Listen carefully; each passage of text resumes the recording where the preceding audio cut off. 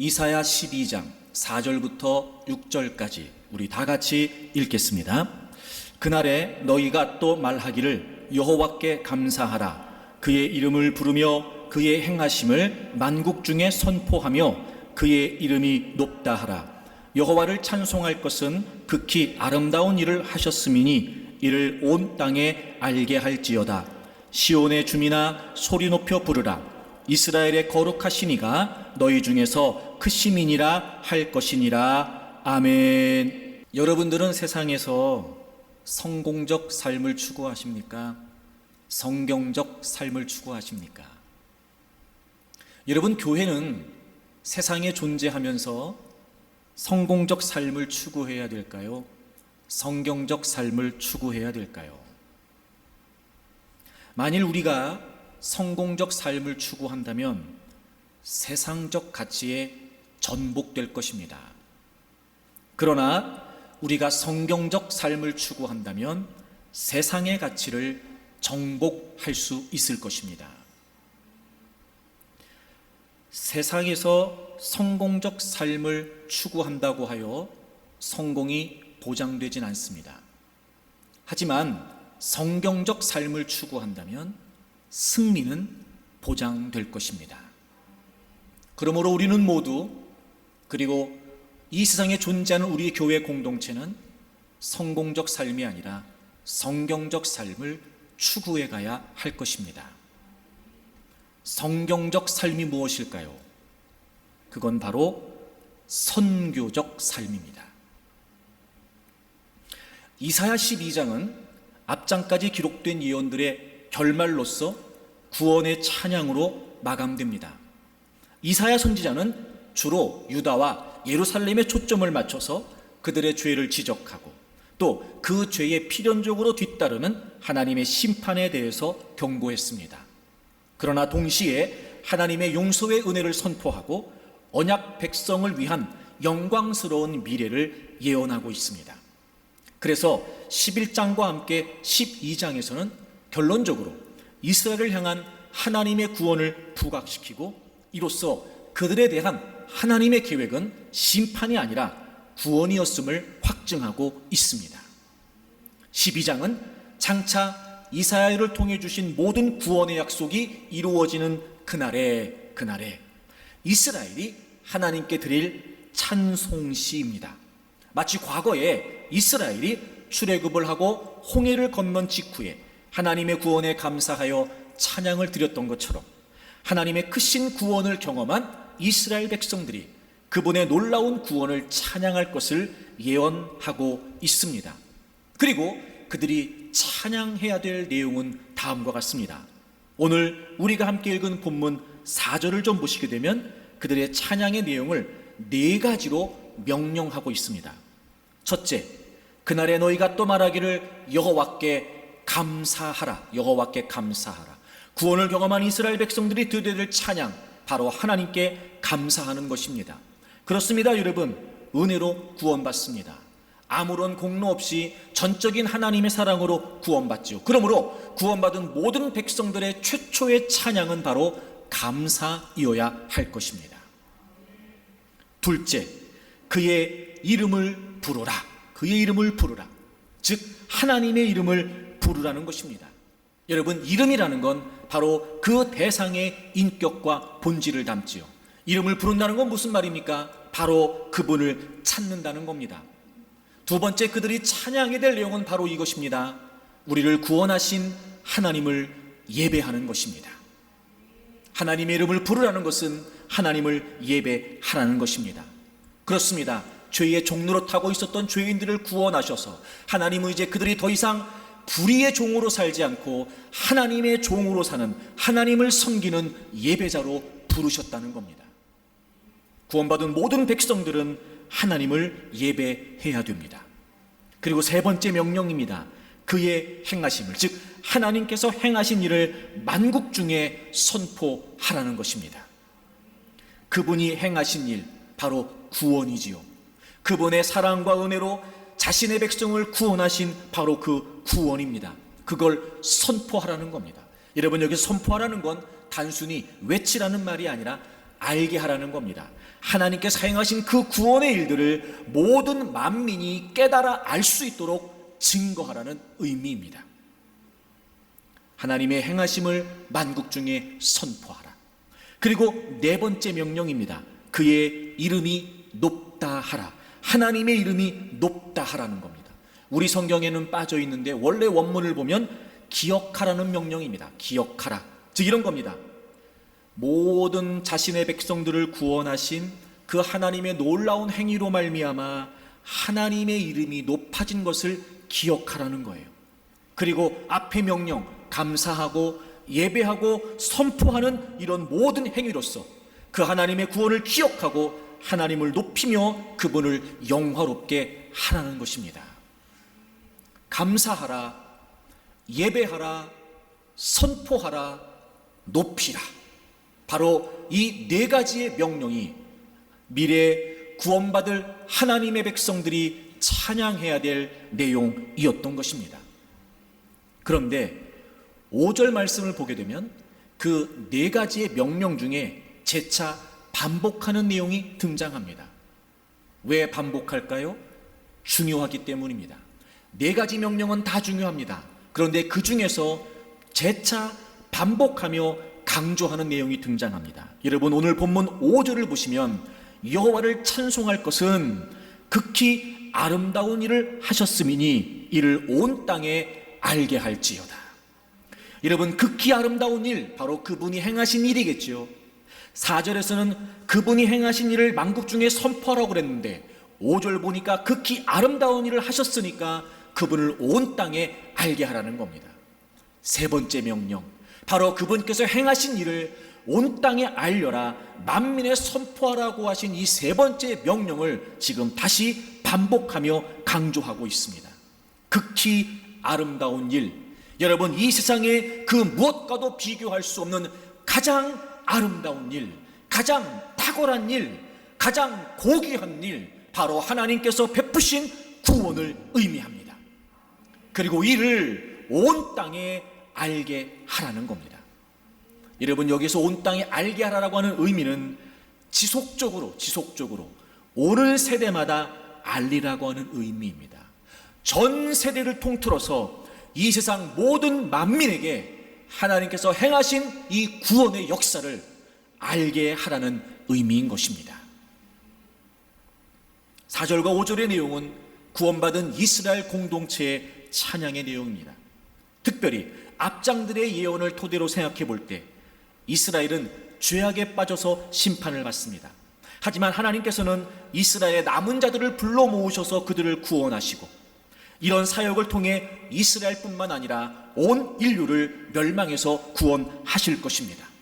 그러므로 지금 이사야는 메시아를 통해서, 예수 그리스도를 통해서 온 인류의 구원을 완성하실 하나님을 선포하라고 예언하고 있는 것입니다. 즉, 이 예언은 궁극적으로 새 하늘과 새 땅, 새 예루살렘 성에 모일 하나님의 백성들을 통해 울려 퍼지게 될 것입니다.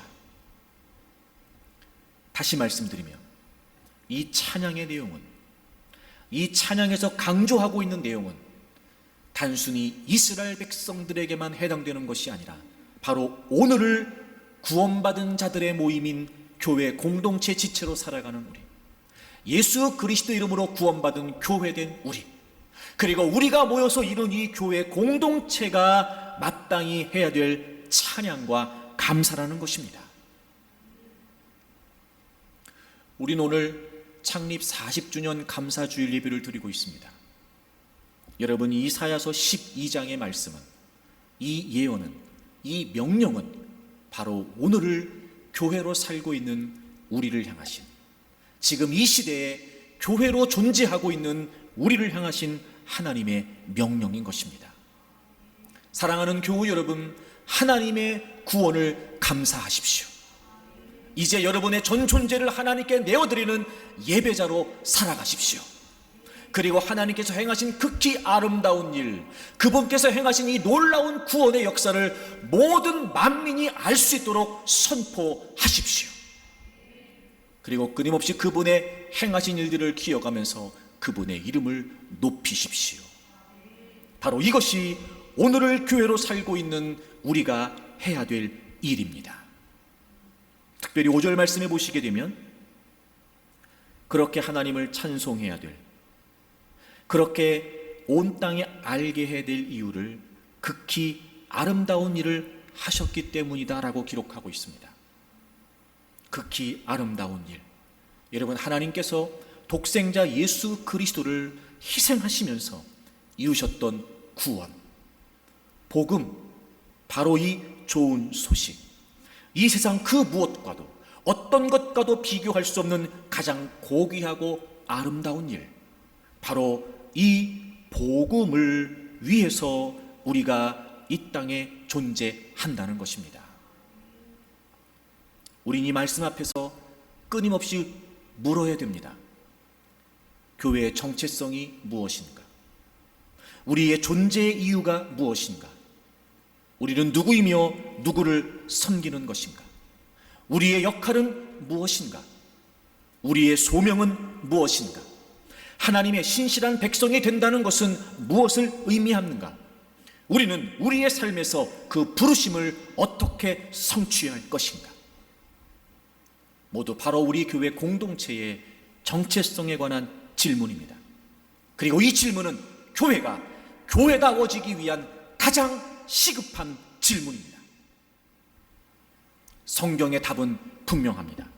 바로 교회는 선교적 정체성을 갖는다는 겁니다. 극히 아름다운 일. 하나님께서 하나밖에 없는 아들 예수 그리스도를 십자가에 내어주심으로 우리를 저주에서 멸망과 심판에서 건져주신 바로 이 복음, 모두가 들어야 될 이 좋은 소식, 모든 만민에게 선포해야 될 이 좋은 소식, 바로 이것이 오늘날 교회의 존재 이유가 된다는 것입니다. 현대 신학계에 큰 영향력을 끼치고 있는 위르겐 몰트만 교수가 쓴 자신의 책 성령의 능력 안에 있는 교회에 보면 이런 대목이 나옵니다. 교회가 선교를 갖는 것이 아니라 오히려 반대로 그리스도의 선교가 교회를 창조한다. 선교가 교회로부터 나오는 것이 아니라 교회가 선교로부터 나오며 또한 선교에 비추어 교회가 이해되어야 한다.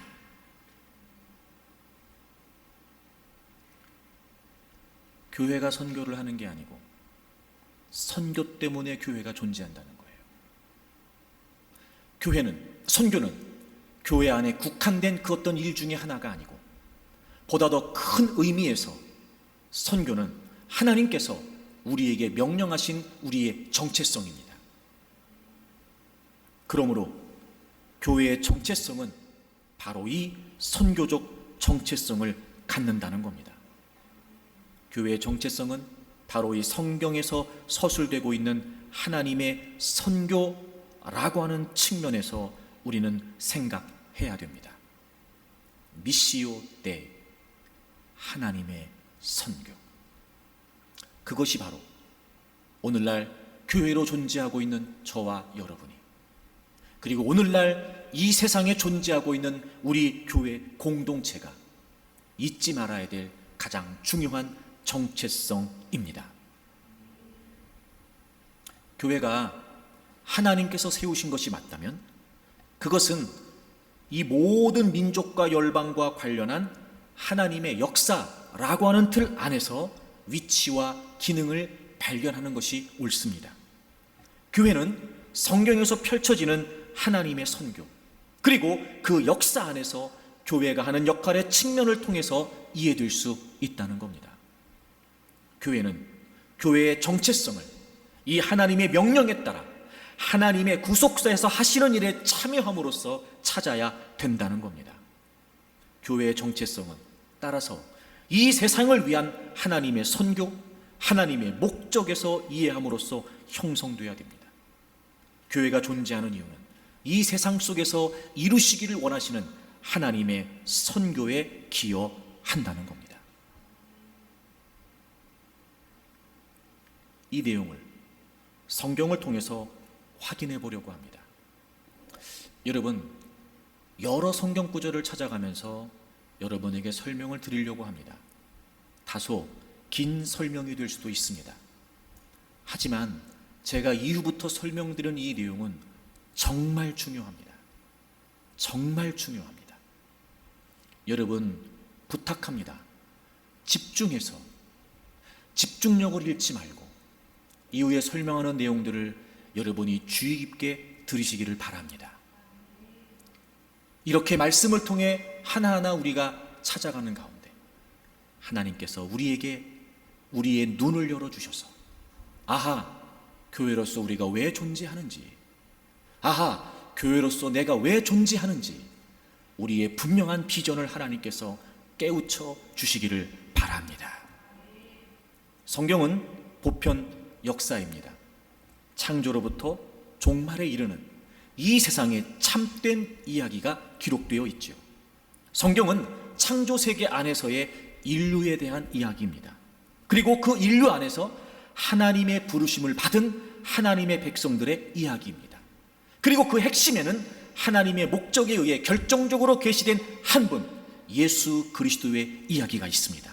그리고 하나님께서 그 예수 그리스도의 삶과 죽음과 부활이라고 하는 실제 역사적 사건을 통해서 세상을 구원하시는 것에 관한 기록입니다. 하나님께서는 이 세상과 인간을 완전하게 창조하셨습니다. 창조의 결론이 뭡니까? 하나님께서 보시기에 심히 좋으셨다는 겁니다. 그런데 최초의 인류가 죄를 짓고 타락하게 됩니다. 그 결과 인간 안에 하나님의 형상이 깨어집니다. 하나님과 인간의 관계가 깨어집니다. 인간과 인간 사이의 관계가 깨어집니다. 인간 외 다른 피조물에 대한 관계가 깨어집니다. 이렇게 모든 것이 깨어지게 됩니다. 그런데 하나님께서는 죄와 그 저주로 인해 상실된 창조 세계를 다시 회복하시기로, 구원하시기로 결정하십니다. 창세기 3장을 찾아보겠습니다. 아담과 하와가 죄를 짓고 타락합니다. 하나님께서 그들을 하나님의 동산에서 쫓아내시죠. 근데 그냥 쫓아내지 않으십니다. 창세기 3장 21절을 보시면 여호와 하나님이 아담과 그의 아내를 위하여 가죽옷을 지어 입히시니라. 하나님께서 그들을 그냥 내쫓지 않으십니다. 가죽옷을 지어서 입히십니다. 여러분, 여기서 가죽옷은 바로 짐승의 가죽을 벗겨서 만든 옷을 의미합니다. 죄를 지은 아담과 하와의 몸을 가려주시기 위해서 짐승이 대신 죽은 것입니다. 온 인류의 죄를 대속하시기 위해 자신을 속죄의 제물로 내어주신 예수 그리스도를 예표한 사건이죠. 그리고 이제 하나님께서는 이 다시 상실된 죄로 인해 저주로 인해 상실된 창조 세계를 회복하시기를 원하시는 이 계획을 이제 특정한 백성을 부르셔서 그들을 통해 그분의 목적인 구원을 이루어 가십니다. 창세기 12장입니다. 창세기 12장에는 하나님께서 아브라함을 부르시는 장면이 나오죠. 창세기 12장 2절을 보시면 하나님께서 아브라함에게 이렇게 말씀하십니다. 내가 너로 큰 민족을 이루게 한다. 하나님께서 큰 민족을 만드시겠다는 거예요. 여러분, 여기서 큰 민족이라고 하는 말은 단순히 수적으로 많다는 걸 의미하는 것이 아니라 영적으로 위대한 민족이 되게 하시겠다는 거예요. 내가 너로 큰 민족을 이룬다. 그리고 내게 복을 주어 내 이름을 창대하게 하리니 너는 복이 될지라, 이렇게 말씀하세요. 너는 복이 될지라. 이건 명령형이에요. 이런 겁니다. 하나님께서 아브라함을 부르시고 내가 너를 복으로 만들 거야, 이런 뜻이에요. 복으로 만들 거야, 이런 뜻이에요. 그러니까 하나님의 강권적인 의지를 가지고 계획하신 뜻대로 이루시겠다는 말이에요. 한 가지 우리가 주의해야 될 것은 여기에 사용되어 있는 복이라고 하는 단어입니다. 여러분, 이 단어는 단순한 물질적, 현세적 축복을 의미하는 단어가 아닙니다. 여기에서 복은 타락한 결과 인간에게 주어진 저주, 바로 그 저주에 반대되는 의미로서의 복입니다.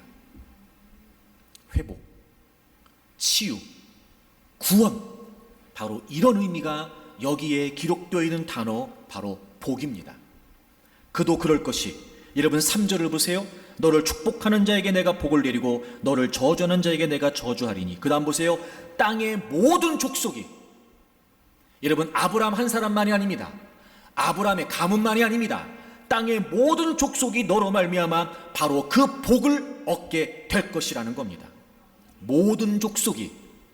여러분, 하나님은요, 죄와 저주에 타락한 깨어져 버린 이 창조 세계를 다시 회복하기를 원하셨어요.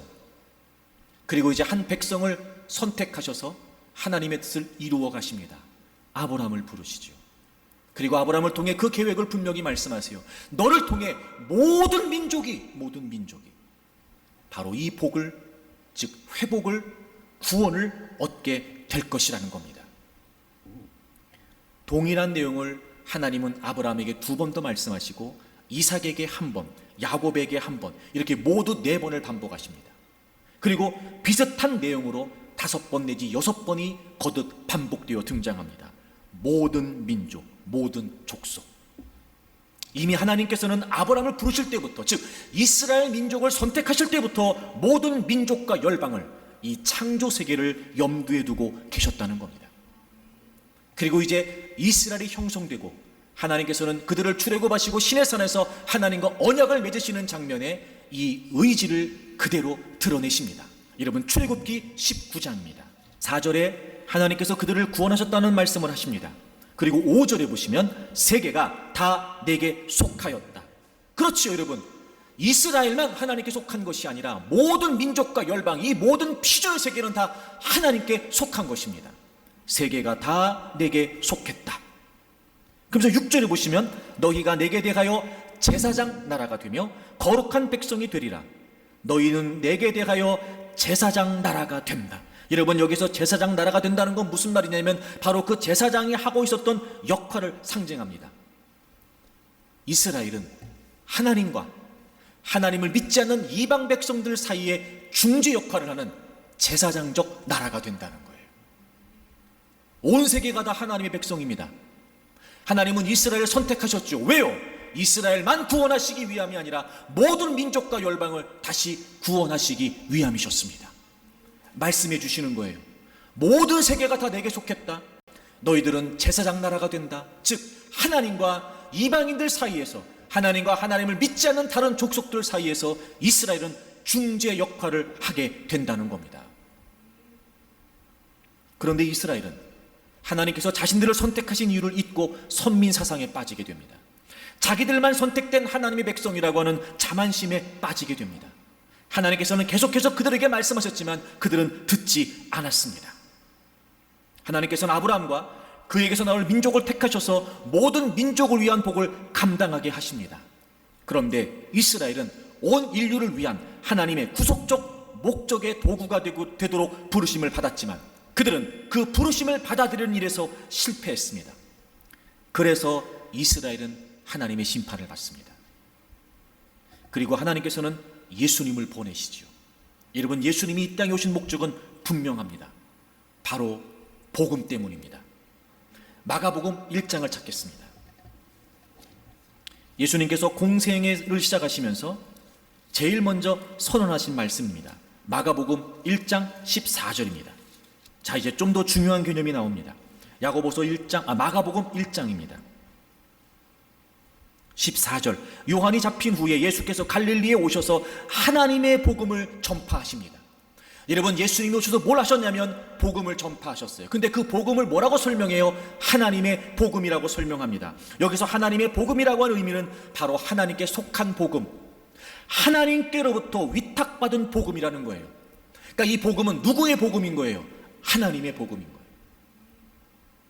그 하나님의 복음에 관해 이렇게 예수님이 선포하시죠.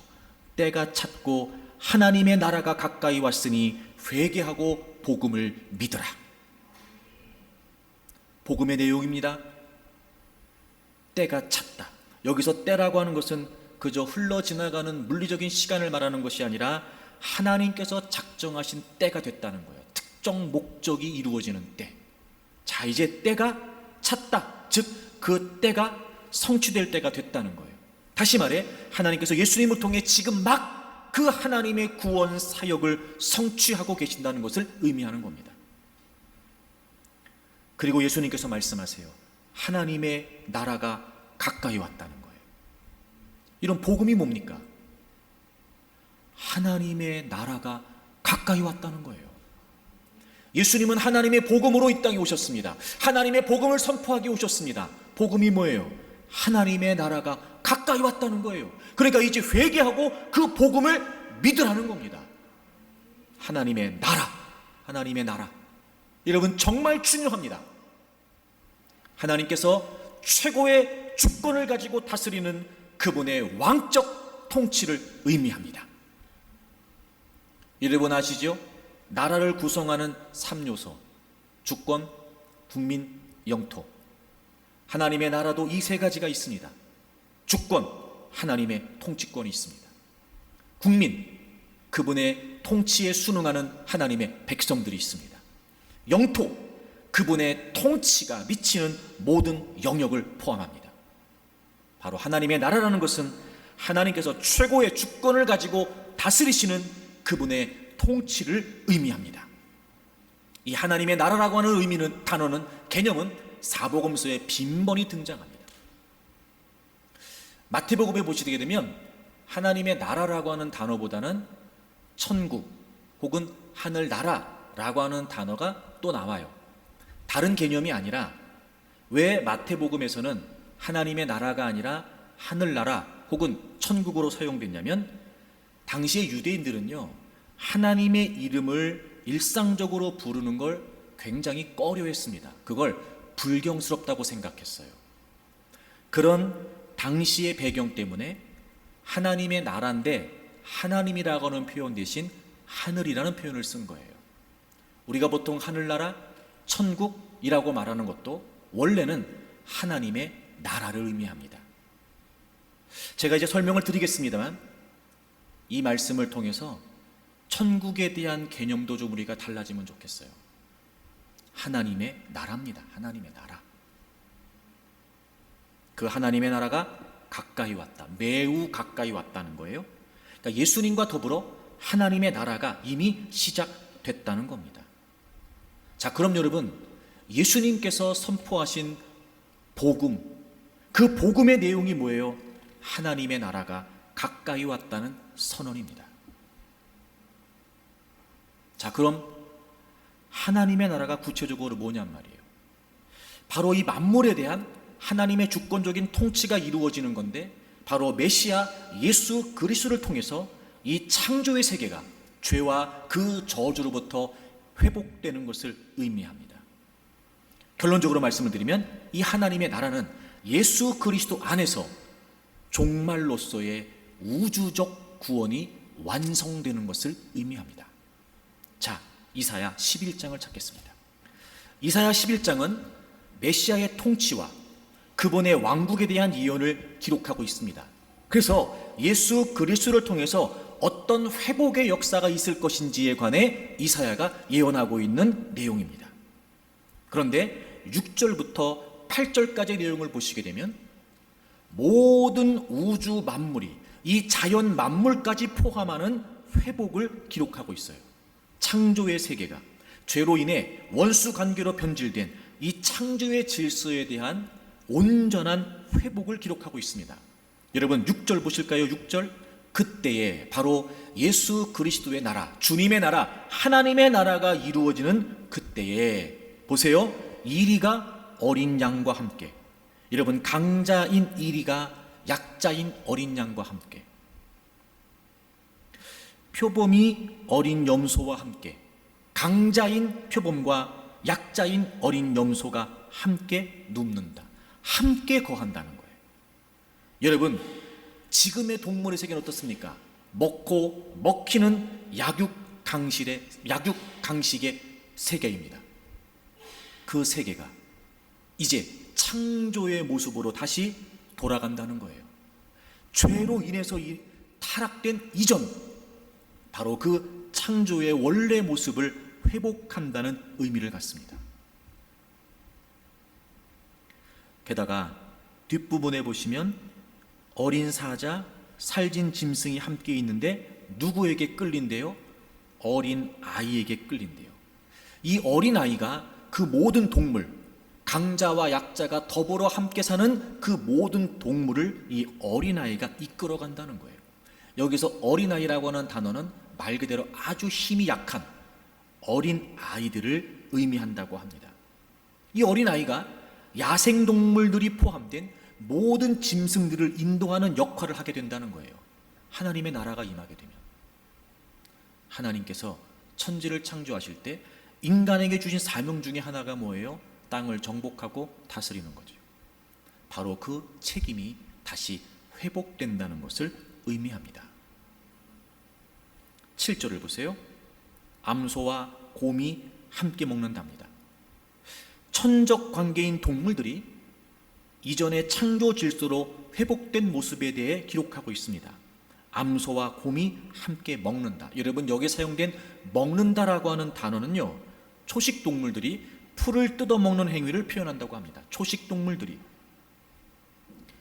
여러분, 암소는 모르겠는데 사나운 곰이 얼마나 싸나운지 아시죠? 그 사나운 곰이 초식 동물들과 함께 풀을 뜯어먹는다는 거예요. 이 곰의 본질적인 변화가 일어난 겁니다. 바로 이 주님의 나라는, 하나님의 나라는 모든 피조물들이 본질적인 변화를 이루게 된다는 겁니다. 그리고 그 변화는 그것들의 새끼도 함께 엎드린대요. 다시 말해, 이러한 변화는 다음 세대까지 지속적으로 이어지는 완전한 변화가 된다는 겁니다. 사자가 소처럼 풀을 먹는답니다. 여러분, 이건 중요합니다. 죄가 침입하기 전 창조 세계의 모습으로의 회복을 의미해요. 창세기 1장 29절과 30절에 보면 동물들에게 하나님께서 허용하셨던 먹이는 모든 풀입니다. 그런데 타락 이후에 그들은 서로 약육강식의 세계를 이루게 됐어요.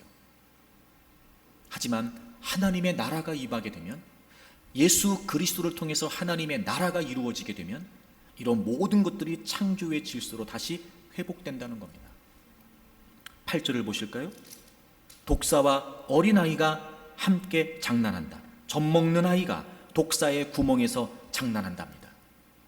여러분, 타락 이후에 뱀의 후손과 여자의 후손은 원수가 됩니다. 그 관계가 회복되었음을 의미합니다. 예수 그리스도께서 인류의 모든 죄를 대속하심으로 죄를 해결하시고 이 파괴된 모든 창조 세계의 질서를 회복하신다는 거예요. 그리고 9절을 보시면 이제 어그러진 창조의 세계가 온전히 회복됐다는 것을 기록하고 있습니다. 내 거룩한 산 모든 곳에서, 여기 하나님의 거룩한 산이라고 하는 것은 하나님의 나라와 연관이 있기 때문에 바로 새 예루살렘을 의미합니다. 하나님의 나라, 이 땅에 완성될 하나님의 나라를 말합니다. 예수님을 통해서 회복된 모든 세상을 말합니다. 그곳에는 해됨도 없답니다. 여러분, 여기서 해됨이라는 건 뭐냐면 악을 행하지 않는다는 거예요. 그들이 악을 행하지 않는다.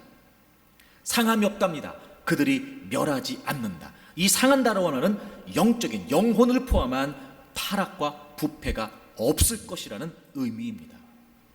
당연합니다. 이유가 뭐지요? 이는 물이 바다를 덮음같이 여호와를 아는 지식이 세상에 충만하다는 거예요. 여호와를 아는 지식이 바다를 덮는 물처럼 충만하기 때문입니다. 즉 여호와를 아는 사람들이 온 땅에 퍼지게 된다는 거죠.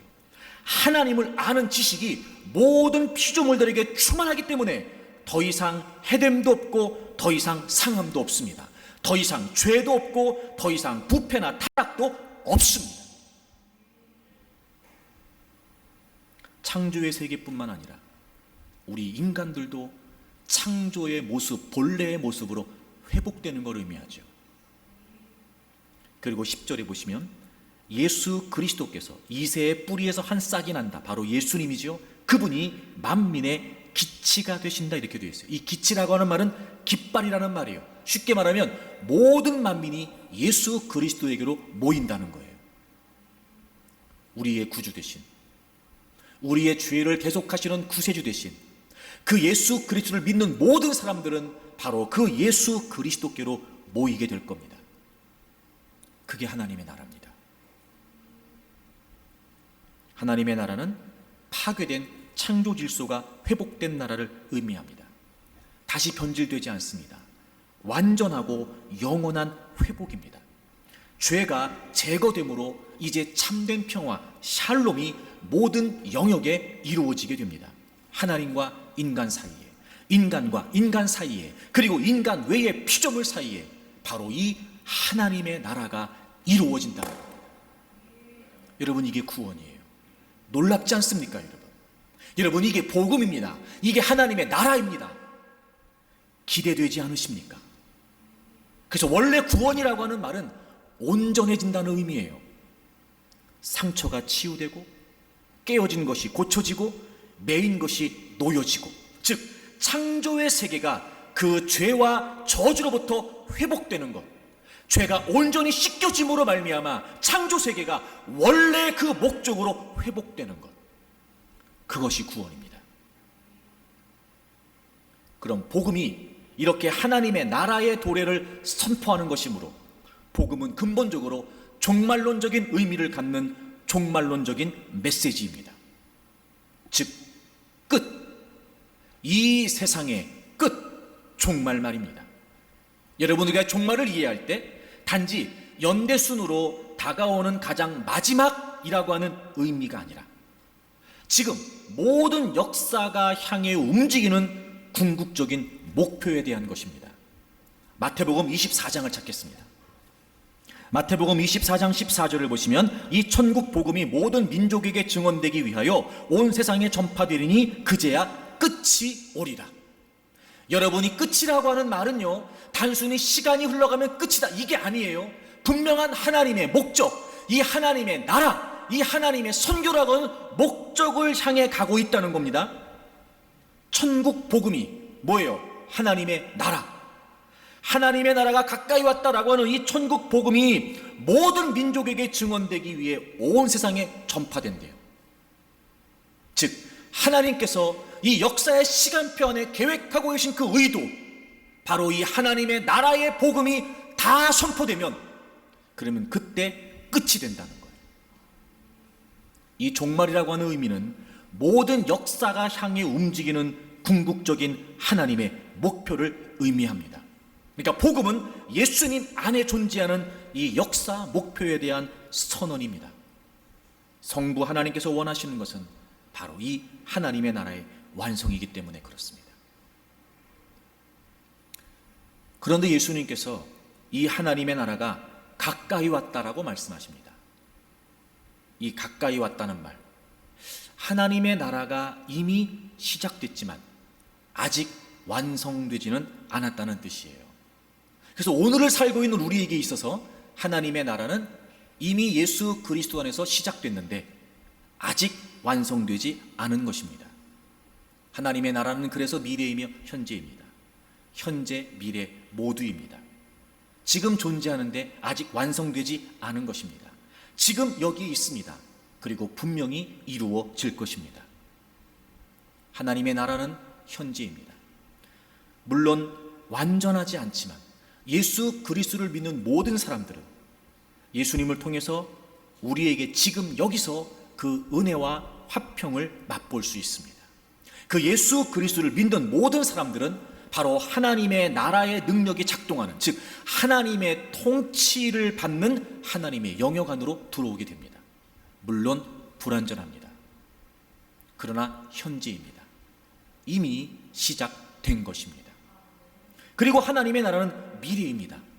땅끝까지 복음이 증거되면 예수 그리스도께서 다시 재림하십니다. 이제 죄가 제거되고 사단과 사망의 권세가 멸망당합니다. 그리고 하나님의 권세가 최종적인 승리를 이루겠죠. 새하늘과 새 땅이 온전히 펼쳐지게 됩니다. 하나님의 나라는 완성됩니다. 이렇게 그 하나님의 나라가 완성되기까지 하나님의 나라는 이미 시작되었지만 아직 완성되지 않은 이중적인 성격을 갖습니다. 자, 그래서 여러분은 이제까지 복음을 어떻게 이해하고 계셨습니까? 사랑하는 교우 여러분, 여러분은 이제까지 구원을 어떻게 이해하고 계셨습니까? 분명한 사실은 성경의 내용을 통해 살펴본 결과 복음은 내세로의 도피나 현실 안주에 불과한 수단이 아니었던 겁니다. 복음은 예수 그리스도 안에서 이미 시작된 하나님의 나라, 그리고 미래에 반드시 완성될, 성취될 하나님의 나라를 의미한단 말입니다. 내가 구원받았다는 건 단순히 나는 예수님 믿으니까 죽으면 천국 간다, 이 의미에 국한되는 게 아니라는 겁니다. 그런데 너무나 불행하게도 우리는 이 구원, 복음이라고 하는 개념을 개인주의적으로 내세적 구원으로만 이해하고 있다는 겁니다.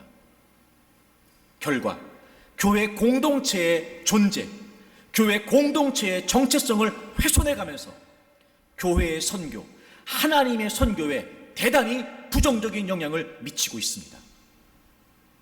여러분, 이건 성경적 구원의 본질에 대한 전적인 오해입니다. 이 마지막 일들에 대한 성경의 가르침의 강조점은 우리가 이 세상에서 탈출해서 다른 세상으로 가는 것이 아닙니다.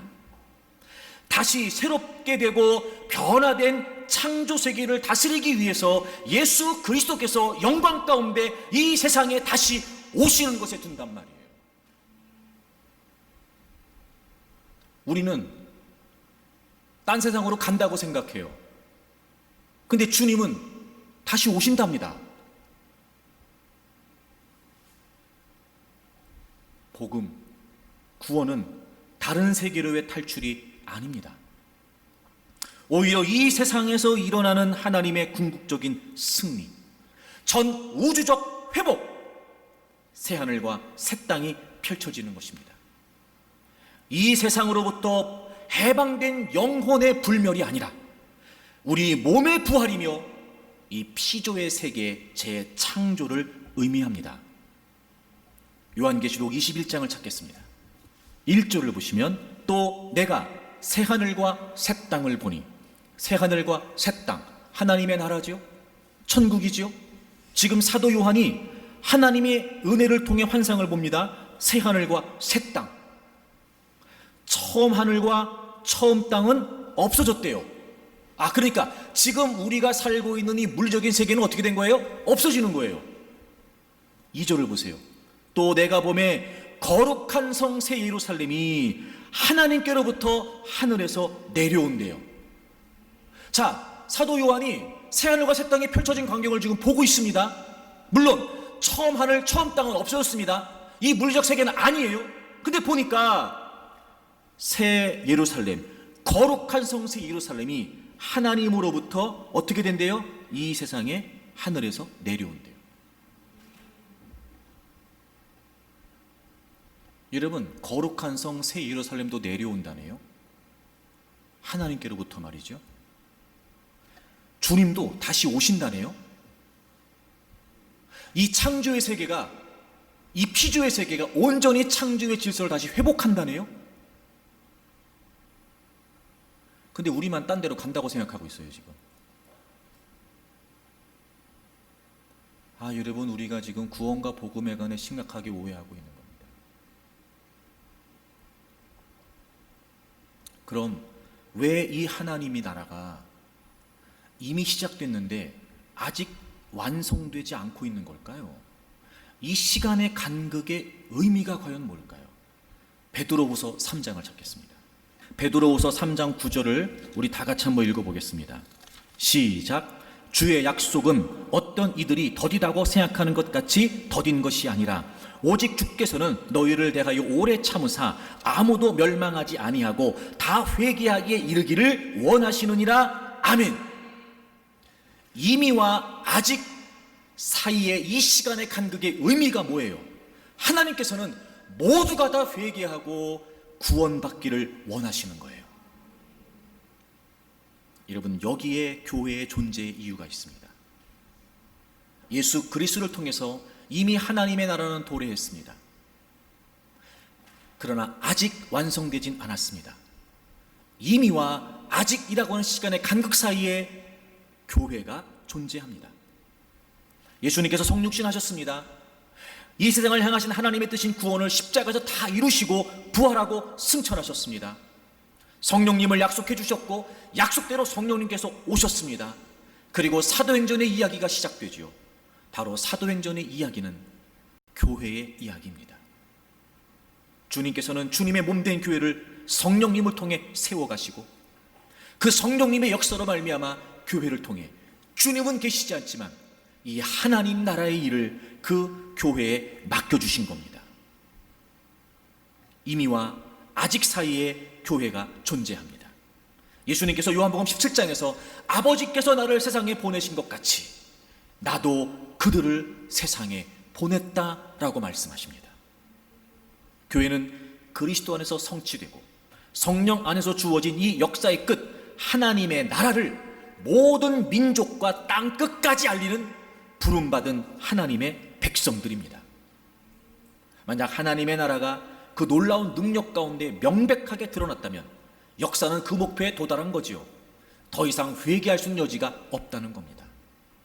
그런데 하나님께서 아직 우리에게 시간을 주신 것입니다. 예수님의 초림과 재림 사이의 시간, 이미와 아직 사이의 시간, 바로 그 사이에 존재하는 교회 공동체는 땅 끝까지 하나님의 나라를 선포하기 위해 이 땅에 존재하는 것입니다. 그러므로 이제 교회는 바로 이 하나님의 선교의 도구로 순종해야 합니다. 참된 종말론적 의미는 선교적 순종이 되어야 합니다. 이 세상에 지금 존재하는 교회 공동체는 굉장히 중요한 의미를 갖습니다. 자, 십자가에서 죽으시고 부활하신 예수님께서는 자신이 남지 않으셨습니다. 대신 교회 공동체를 남기셨습니다. 무리를 선택하십니다. 부르십니다. 가르침을 맡기셨고 약속하신 선물 성령을 주셨습니다. 그렇게 공동체를 모으시고 형성하신 겁니다. 주님이 이 교회 공동체에, 하나님께서 교회 공동체에 기대하시고 우리에게 허락하신 사명은 바로 이 좋은 소식, 하나님 나라가 가까이 왔다, 하나님 나라가 이것이다 라고 하는 이 좋은 소식, 바로 교회를 통해 땅끝까지 증거하기를 원하시는 겁니다. 하나님께서 한 공동체 이스라엘을 선택하신 것처럼 이제 하나님께서는 부름받은 예수 그리스도를 믿는 하나님의 사람들, 교회 공동체를 선택하셔서 바로 그 일을 이루시기를 원하신다는 겁니다. 교회된 우리는 아직 불완전하지만 하나님의 나라를 맛보고 그 하나님의 나라를 경험하면서 우리는 이 땅에서 살고 있습니다. 그리고 우리가 있는 삶의 현장에서 그 하나님의 나라를 통해 우리에게 주시는 은혜를 가지고 우리는 거룩하게 의롭게 화평을 추구하면서 살아가야 됩니다. 여러분 이런 말 아시지요? 징표, 징표. 실제하지만 아직 보이지 않는 무엇인가를 가리키는 것을 징표라고 말합니다. 예수 그리스도인으로 구원받은 저와 여러분, 교회된 저와 여러분, 우리가 모인 이 교회 공동체는 바로 이미 시작되었지만 아직 완성되지 않은 하나님 나라의 징표로서 이 땅에 존재하는 겁니다. 그것이 바로 교회의 정체성이에요. 하나님의 선교, 하나님의 나라를 위해 이 땅에 존재하는 겁니다. 즉 세상으로부터 부름받은 우리는 이제 하나님에 의해 창조된 온 창조 세계와 이 온 세상 역사가 향하여 움직이는 하나님의 나라의 징표로서 다시 세상으로 보내진 것입니다. 우린 하나님의 선교를 위해 그분의 도구로 이 땅에 존재하는 것입니다. 쉽게 말씀드리면 이런 예로 설명을 드릴 수 있을 것 같아요. 어떤 책에 보니까 아주 적절한 예가 나와 있더라고요. 이런 만약에 우리가 동쪽을 향해서 가고 있다고 한번 생각해 보세요. 동쪽을 향해서. 즉 해가 뜨는 동쪽을 향해서 우리가 가고 있습니다. 그래 우리는 가는 동안에 동쪽을 등진 채 우리의 반대 방향인, 우리가 가고 있는 반대 방향인 서쪽을 향해서 오는 사람들을 만날 수 있겠죠. 그럼 그 사람들은 우리를 보면서 우리 얼굴에서 빛을 볼 수 있게 될 겁니다. 동쪽에서 해가 떠오르고 있기 때문입니다. 그럼 그들이 물어볼 겁니다. 그렇게 얼굴에 비치는 빛은 도대체 어디서 오는 겁니까? 그럼 우리 분명히 대답할 수 있어요. 잘 모르시나 본데 돌아서서 보세요. 저기 지금 동쪽에서 해가 뜨고 있습니다. 그 동쪽의 해가 지금 우리를 비치고 있는 거예요. 이렇게 우리가 말할 수 있겠죠. 해가 막 지평선 위로 솟아올랐습니다. 새날이 동트고 있습니다. 그럼 동쪽으로 가고 있는 사람들은 그 새날의 빛을 반사하면서 반대편에서 빛을 등지고 반대편에서 오고 있는 사람들에게 그것을 보라고 말할 수 있겠죠. 물론 동쪽으로 가는 사람들이 그 빛을 소유한 것은 아닙니다. 그저 그 빛을 반사할 뿐이지요. 바로 교회는 세상에 그렇게 하나님의 나라를 위한 징표로 존재한다는 거예요. 물론 다수의 사람들과 반대 방향으로 가면서 말입니다. 바로 이것이 하나님의 선교를 위해 이 땅에 우리가 존재하는 것입니다. 하나님의 선교, 바로 이것이 교회의 정체성입니다. 우리의 선교가 아닙니다. 하나님의 선교입니다. 성경을 통해 쭉 긴 시간 살펴봤습니다. 이건 하나님의 의도이고 하나님의 목적이십니다. 그리고 분명히 하나님께서 이루실 것입니다. 우리는 이 분명한 하나님의 목표의식을 우리의 비전으로 삼아서 우리가 존재하는 이유는 하나님의 선교를 위해 존재한다. 하나님이 하시는 일입니다. 우리는 그분의 선교에 도구로 참여할 뿐이지요. 사랑하는 여러분, 이 일에 하나님은 저만 부르신 것이 아닙니다. 여러분도 부르신 것입니다. 저는 우리 교회가 바로 하나님의 선교를 감당하는 선교적 교회가 되기를 바랍니다. 마지막 이렇게 한 가지를 제안하고 싶습니다. 하나님께서 여러분에게 주신 재능을 찾으십시오. 하나님께서 여러분에게 주신 은사를 찾으십시오. 그리고 이제 하나님의 선교를 여러분의 비전으로 삼으십시오.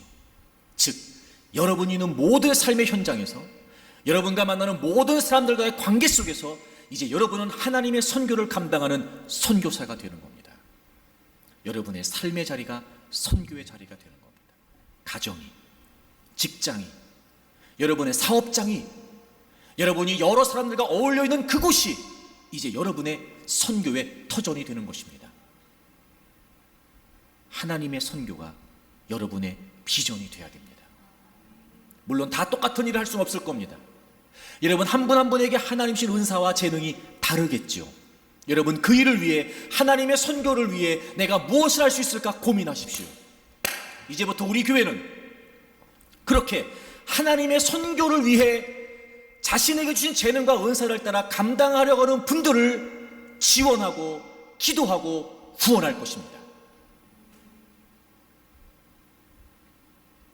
사람들의 손길이 미치지 않는 곳이어도 괜찮습니다.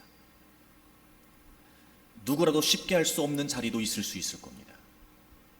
하지만 특별한 재능과 은사가 있는 여러분들, 남다른 재능과 은사가 있는 여러분들은 그곳에 갈 수 있습니다. 그들의 영혼을 만날 수 있습니다. 교회는 바로 하나님의 선교를 위해 존재합니다. 영혼을 건지기 위해. 이 땅에 하나님의 나라가 이미 시작되었고 분명히 완성될 것을 우리가 알려주고 선포해야 됩니다. 우리가 먼저 그 하나님의 나라를 확신하고 그리고 그 하나님의 나라를 증거해야 됩니다. 하나님은 모두가 구원받기를 원하십니다. 이렇게 우리 교회가 하나님의 나라를 꿈꾸는 교회가 되기를 원합니다. 하나님 나라가 완성된다. 곧 이루어진다. 이제 내가 더 많은 영혼들에게 하나님이 원하시는 것처럼 내가 더 많은 영혼들에게 이 하나님의 나라를 선포해야 되겠다. 그렇게 하나님의 나라의 완성을 꿈꾸는 교회, 하나님의 나라를 꿈꾸고 그 하나님의 나라, 하나님의 선교를 감당하는 하나님의 사람으로 여러분 한 분 한 분이 세워져 가기를 바랍니다. 고민하십시오. 기도하십시오. 그래서 우리가 이 하나님의 선교를 우리의 비전으로 삼고, 여러분 한 분 한 분이 신실된 하나님의 사람으로 세워져서 하나님의 나라의 완성을 꿈꾸면서 땅끝까지 복음이 증거되기를 원하시는 주님의 마음을 가지고 주님의 시각으로, 주님의 관점으로 세상을 바라보고 영혼을 바라보면서 이제 우리가 하나님의 선교를 비전으로 품고 땅끝까지 나아가기를 원합니다. 그래서 건강한 공동체가 되어야 됩니다. 여러분, 우리의 기초, 우리의 근간은 하나님의 말씀이어야 됩니다. 그래서 우리는 예배 공동체가 되어야 됩니다. 이 하나님의 비전에, 이 하나님의 선교에 이미 구원받은 나는, 이미 부름받은 나는 보냄받은 사람이 되었다. 우리의 삶의 모든 영역이 바로 이 하나님의 비전을 위해 드려지는 진정한 예배 공동체가 되어야 됩니다. 그리고 우리의 비전은 하나입니다. 하나님의 복음을 영화롭게 하는 겁니다. 그래서 우리는 비전 공동체가 되어야 됩니다. 이렇게 하나님의 나라를 꿈꾸고 말씀으로 무장하고 기도로 깨어있고 끊임없이 하나님의 나라의 완성을 방해하는 원수마귀와 싸워가면서 마침내 이루어질 그 하나님의 최종적인 승리와 통치를 바라보면서 주님이 다시 오시는 그날까지 우리는 이 믿음의 여정을 멈출 수 없고 주저할 수 없습니다. 그렇게 여러분, 말씀과 기도로 무장한 신실된 하나님의 사람으로 세워주십시오. 그래서 영혼을 살리는 구원사역과 열방을 섬기는 선교사역과 다음 세대를 세우는 비전사역을 위해 여러분, 우리가 다 같이 분연히 일어나서 우리에게 허락하신 이 하나님의 선교를 감당할 수 있기를 바랍니다. 지난 3주간 교회를 위해 기도하셨지요. 여러분 너무 감사합니다. 이제 오늘부터 이 하나님의 비전을 통해 나는 과연 뭘 해야 될까? 하나님은 내게 뭘 주셨고 어떤 재능을 주셨고 어떤 은사를 주셨는가? 내게 있는 삶의 터전에서, 가정에서 내가 갖고 있는 삶의 다양한 많은 조건과 환경을 통해 나는 어떻게 땅끝까지 모든 영혼들에게 하나님의 나라를 전할 수 있을까? 고민하십시오. 기도하세요. 분명히 하나님께서는 여러분 한 분 한 분을 향하신 계획을 알려주실 것이라고 확신합니다. 그리고 여러분이 감당하는 그 모든 사역은 이제 교회의 사역이며 여러분이 하던 그 모든 하나님의 나라와 하나님의 선교에 관련된 모든 일은 바로 우리가 함께 지원하고 기도하고 후원해야 될 일입니다. 하나님의 선교, 미시오 데이. 여러분, 이것이 우리의 비전이 되고 우리가 생을 다하는 그날까지 이 비전을 감당하는 진정한 하나님의 교회가 되기를 바랍니다.